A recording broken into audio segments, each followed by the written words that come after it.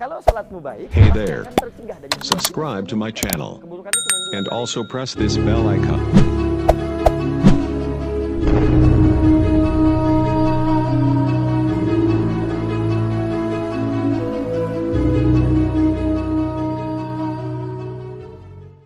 Coba cross check dulu. Lihat di cermin. Cermin, tunjukkan pada saya apa saya banyak salahnya. Lihat, tanyakan pada cermin yang paling bagus, tanyakan pada pasangan hidup. Suami tanya pada istri, istri pada suami, tanya pada anak, pada tetangga. Cek, tuliskan satu-satu. Renungkan di sana. Bukankah setelah itu Anda ke Muzdalifah? Ya kan? Cari batu kan? Bukan batunya yang penting. Tapi Muzdalifah itu renungan untuk bisa melempari nilai-nilai keburukan atau sifat-sifat yang tidak baik yang melekat pada diri kita yang kita temukan di Arafah itu. Makanya setelah itu kita pergi ke Jamarat untuk melontar itu. Aqabah, itu gambaran dari nafsu, sesuatu yang besar. Wusta, lingkaran setikaran yang dekat. Ya, kemudian ula, faktor yang paling jauh. Yang menyebabkan manusia berbuat buruk cuma 3 hal. 1, nafsunya sendiri. Kadang-kadang orang berbuat buruk bukan karena lingkungan sekitar, tapi kemampuan dirinya yang tidak bisa menaklukkan nafsunya. Anda duduk, ada teman Anda lewat, nggak nyapa, Anda marah. Kenapa marah? Bukan karena dia nggak nyapa, tapi karena Anda tidak bisa mengendalikan nafsu Anda dalam menilai orang lain. Barangkali nggak nyapa karena buru-buru. Barangkali nggak nyapa karena sakit gigi. Tapi karena nafsu nggak bisa kita taklukkan, kita simpulkan sendiri, lalu kita marah. Maka kita lontari itu. Ini yang membuat saya cepat marah. Ini yang membuat saya cepat cerewet. Ini yang membuat saya suka kurang bagus pikirannya. Lontar. Maka Anda katakan, Bismillah, Allahu Akbar. Kadang-kadang dirinya baik, lingkungan sekitar kurang baik. Maaf sekali. Suami baik misalnya, karirnya bagus, tiba-tiba ada hal-hal tertentu dari istri yang merubah keadaannya. Bapak Bupati, masa mobil Avanza? Yang camat aja Innova, itu tiap hari. Tiap hari kalau sekali 2 kali bisa dilawan. Ya, tapi kalau tiap hari kan repot. Ya, dan tidak sedikit orang yang karirnya tinggi itu kadang-kadang jatuh karena kepribadian atau karakteristik pasangannya. Sama istri berhijab sebelum menikah sudah bagus hijabnya. Tiba-tiba menikah dengan seorang suaminya, awal-awal baik, tiba-tiba masuk kantor, di kantor ada family gathering. Ya, kata suaminya, mah lepas dulu dong jilbabnya. Cuman sebentar aja. Anda bayangkan, situasi itu sering terjadi. Atau lingkungan yang jauh, Anda dari Indonesia, tiba-tiba ke Glasgow, sampai di sini ketemu lingkungan teman-teman, sampai harus lepas hijab yang perempuan misalnya. Atau ikut kegiatan yang bukan sebetulnya nggak pernah kita kerjakan, dan kita tahu itu nggak baik. Faktor lingkungan itu ula namanya. Maka Anda lontari, lontar. Begitu dilontar, itu hilang. Saat hilang itulah kemudian Anda renungkan lagi di Mina, pengen lebih baik, sampai selesai. Begitu pulang, yang jeleknya hilang, yang baik muncul, disebut dengan birrun. Kalau melekat pada diri kita disebut dengan mabrur, maka disebut dengan haji mabrur. Orang yang berhaji, yang telah merubah dirinya jadi orang baik. Jadi ternyata haji pun puncak tertingginya sedekah. Detailnya disebut dengan birrun, melekat pada diri kita disebut dengan mabrur. Karena ini puncak terhadap pahala sekian, sholat pahala sekian yang fisik. Karena ini menggabungkan antara harta dengan fisik, makanya pahalanya lebih tinggi dibanding yang lain. Dan yang paling menarik, sebetulnya ibadah nggak ada gelarnya. Tapi yang ini seakan disematkan sebuah gelar kepadanya. Padahal bukan gelar, itu pengingat. Karena tinggi, coba lihat, kalau ibadah gelar,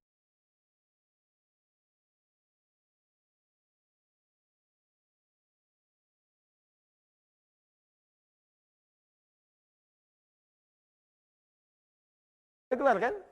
Infak nggak ada gelar, zakat nggak ada gelar, kemudian haji tapi haji diberikan nama. Ternyata nama itu bukan gelar. Nama itu pengingat karena Anda telah mengerjakan perbuatan tingkat paling tinggi pada jenis kebaikan. Yang kalau yang ini dapat, maka akan berpengaruh pada semua. Bukankah haji menepikan yang jelek?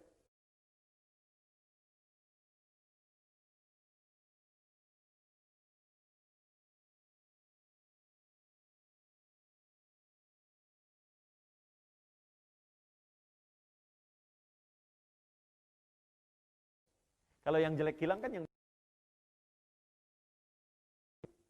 ya kan? Berbaginya baik. Saat bicara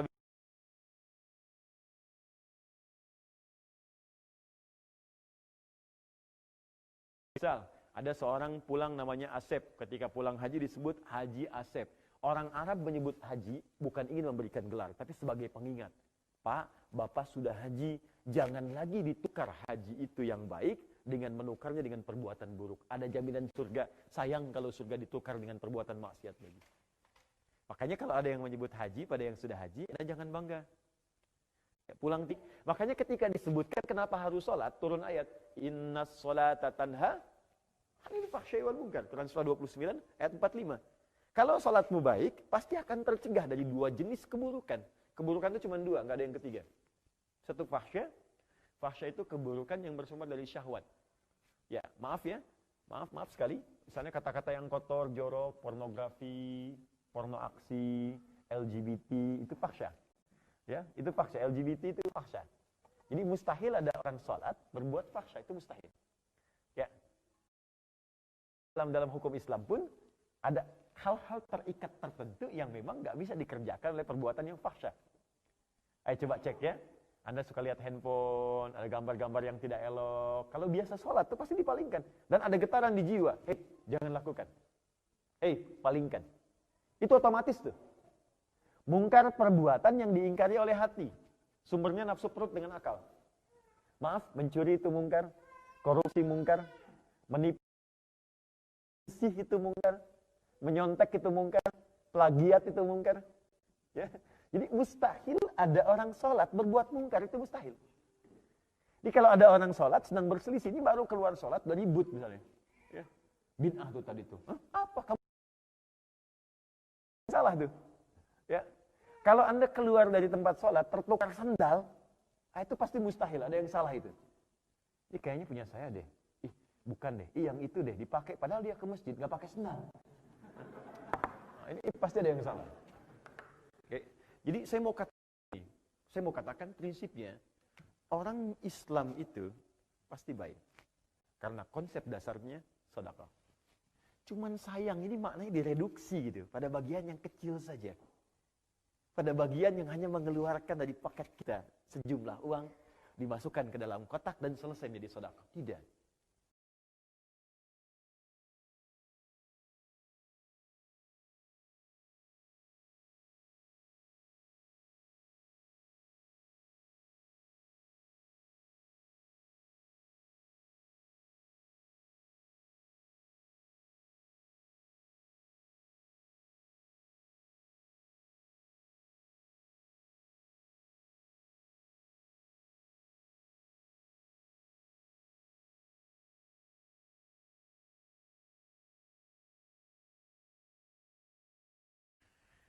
Insya Allah banyak manfaat kalau kita yakin dengan akhirat. Ya, karena ada orang-orang yang nggak yakin dengan akhirat, jadi hidupnya untuk sementara dunia saja. Itu sudah ada dari zaman jahiliyah sudah ada. Wa ma yuhlikuna illa dahru. Kami nggak akan ada lah kehidupan lagi nanti. Paling-paling kami meninggal selesai hidup, nggak akan hidup lagi. Jadi kalau ada orang yang sekarang punya prinsip begitu, siap-siap bikin kaya sekarang. Mumpung masih hidup, ntar kalau udah meninggal nggak ada kehidupan lagi. Itu orang terlambat. Sudah ada yang begitu. 15 abad yang lalu umat jahiliyah sudah begitu. Jadi kalau ada manusia yang sekarang seperti itu lagi, bukan modern namanya, itu kembali ke jahiliyah. Ya, baik. Dan mengingat akhirat itu nggak akan ada rugi. Sama aja kan hidup. Ya, Anda pilih mana? Senang dunia, nestapa akhirat, atau senang akhirat, merana dunia? Pilih mana? Oh, masya Allah. Oke, nggak apa-apa, it's happening. Nggak apa-apa. Ya, biasanya memang begitu. Di antara dua pilihan yang sulit, ya terjebak di antara dua cinta, maka yang ketiga itu yang paling mulia. Oke. Kaya tapi gelisah atau miskin tapi tenang, pilih mana? Ya, kaya tapi tenang. Oke. Makanya konsep yang ditawarkan oleh Islam tidak memilih satu di antara dua, tapi mencari yang ketiga. Maka turunlah kemudian konsep di Al-Baqarah ayat 201. Rabbana atina fid dunya hasanah wa fil akhirati hasanah wa qina adzabannar. Baik, ya Allah anugerahkan kepadaku semua kemuliaan di dunia yang mampu aku raih, dunia. Wa fil akhirati hasanah, dan di akhirat pun aku baik. Dua-duanya. Ini yang paling menarik. Tapi yang mau saya katakan, kita itu Bapak Ibu sekalian punya konsep harapan di hari kemudian yang sebagian orang nggak yakini itu. Dan ketika kita mengharapkan sesuatu di hari kemudian, itu nggak ada ruginya. Toh wafat-wafat juga semuanya sama. Ya kan? Kalau kemudian itu terbukti, keuntungan kita karena kita punya persiapan bekal untuk meraihnya. Maka dari itu ketika kita yakin dengan kehidupan akhirat, ya, kalau kita nggak yakin, untuk apa sholat? Untuk apa puasa? Kalau ditanya, kita kan nggak akan hidup lagi, katakan pada orang itu, nanti kalau udah meninggal, kita akan lihat. Sekarang kan kelihatan, dari mana kamu tahu? Kamu kan belum wafat. Ya, kecuali kalau kamu wafat dulu, kasih tahu saya sekarang. Jadi kalau ada orang berkata, nggak ada kehidupan setelah meninggal, kamu tahu dari mana? Kamu kan masih hidup, belum wafat. Kalau kita ingin buktikan nanti setelah wafat, saya kerjakan apa yang saya yakini, kamu kerjakan yang kamu yakini, nanti kita lihat setelah wafat apa yang terjadi. Fair kan? Objektif ya? Sederhana sebetulnya, nggak perlu pakai dalil. Cuman yang mau saya kembalikan, ketika kita yakin ada kehidupan setelah wafat, berarti ada bekal yang harus kita bawa. Gini, contoh paling gampang. Anda dari Indonesia atau ada sahabat kita dari Malaysia atau beberapa yang lain, bukankah mau ke Glasgow ini? Mesti ada bekal. Bahkan syaratnya juga beda dengan kita tinggal. Mesti ada visa, mata uangnya beda, bekalnya juga tidak serupa. Anda bayangkan, pindah antar tempat di dunia saja, itu bekalnya bisa lain. Pindah tempat di dunia saja, bekalnya beda. Silahkan cek baliknya. Keluar Asia, bekalnya beda. Maka bagaimana ketika kita meninggalkan dunia? Di dunia saja pindah tempat di dunia, bekalnya sudah beda. Maka bagaimana ketika kita meninggalkan dunia? Bekal seperti apa yang mesti dibawa? Kalau di dunia pindah, berarti bekalnya masih sekitaran dunia. Tapi kalau kita pindah dari dunia, berarti kan bekalnya bukan bekal dunia lagi kan? Ada yang lain yang kita siapkan. Maka dari itu Allah meminta kita mengerjakan sesuatu untuk mengumpulkan bekal di tempat yang bukan dunia. Itulah Allah turunkan sebabnya perintah-perintah ibadah, yang perintah itu terkait dengan kebutuhan dunia kita dan bekal akhirat kita. Ini yang tadi kita katakan dengan sedekah tadi. Nah, sifat sedekah ini bagus. Ada yang disebut sedekah tsabitah. Sedekah tsabitah yaitu sedekah pekerjaan baik yang pahalanya hanya akan berhenti saat kebaikan itu dikerjakan. Selesai. Coba hapus sebentar ya. Bismillah.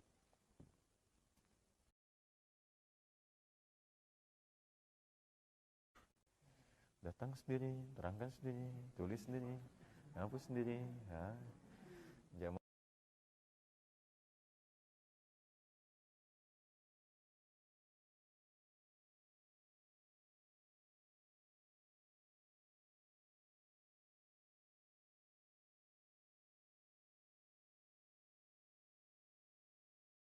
tinggal melihat, catat, masuk surga. Oh, Masya Allah. Oke. It's okay. That's it.